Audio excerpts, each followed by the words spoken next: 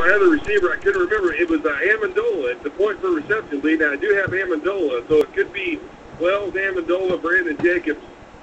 You still think Wells over those guys? Yes. On a flex play, anytime you get a chance to play a running back, you play him because, one, you'll get the rushing yards, two, receiving yards, and if it's a PPR, any catches. Where with the receiver, no rushing yards.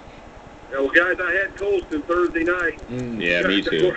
Of course, it seems like what every Saint receiver I have, year in and year out, the other guys always consistently score. If I have Meacham, he never scores. If I play Henderson, he never scores. Yep. I play Colston, he does. I just don't like having Saint receivers. The only guy I like having is Breeze, and I mean, it's just, I know Colston's out now, so I'm going to be hitting the waiver wire. That pretty much leaves me with Nate Burleson and Austin Collie, basically. Yeah, I know. So I don't know. I'm thin at receiver, man. So I don't know. Well, it's going to be rough. I think you know what your problem is, though. Don't draft Saint wide receivers. Yeah, at least not as your number one. I mean, you said it yourself, and you want Drew Brees, but don't get anyone else. I just always think, come on, give me a break here. Colston, I mean, he wasn't even really having a good game anyway until he caught that last pass, and I mean, then he got hurt, and I'm like, man, it seemed like a couple names for you, caller, as far as wide receiver. You might look; they might already be on a roster. Jacoby Ford, Oakland, Greg Little of Cleveland, a couple guys you might want to take a look at, see if by some chance they're on your waiver wire. Yeah, now nobody has Lee Evans. No, there you go, get him. Boom. Nobody picked Lee Evans in our draft, and there hadn't been any moves made. Go get him. That's better than Burleson. Lee Evans is out there, and so is Jordy Nelson. Somebody had him, but they dropped him before the season. Ooh, you might as well. Here now with Jordy Nelson, you're getting into a Saint situation. Same exact thing between Driver and Jennings and the Cobb that ran back to touchdown. Yeah, but this guy's got Burleson and Austin Collie. No, there's nothing wrong with having Burleson. Yeah. But that's his guy. I understand. I understand. So I'd say load up on anyone who potentially might be somewhat good for you at receiver because you have no one. You've got no one.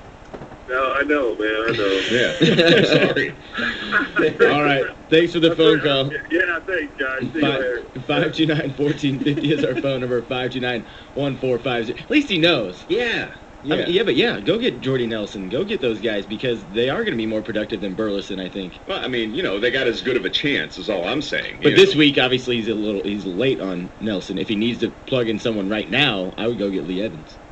I agree with that one. Yep. 529-1450 is our number. 529-1450. Let's take another call. Good morning. You're on Fantasy Football 101. Go ahead. Yeah, hey, guys. I need one wide receiver out of these two, Brandon Marshall or Reggie Wayne. And then I need a flex option, and it could either be Marshall or Wayne, Matthews or Marshawn Lynch, and I'll hang up and listen. It's not a PPR league. I'll hang up and listen. All right. Thanks. I would probably stick with Marshall and Wayne. Honestly, I mean, I'm not crazy about Reggie Wayne this season, but I think I like him better than Matthews this week. Or what was his other option? Marshawn Lynch. Ooh. I kind of like Marshawn this week too. I'd still feel better about having Brandon Marshall and Reggie Wayne out there. I don't know about you guys. I'd go Marshall's receiver, and I'd take a wild chance on Ryan Matthews as my flex. What if it was your team though? That's what I do. I've got Matthews as flex in two of my leagues.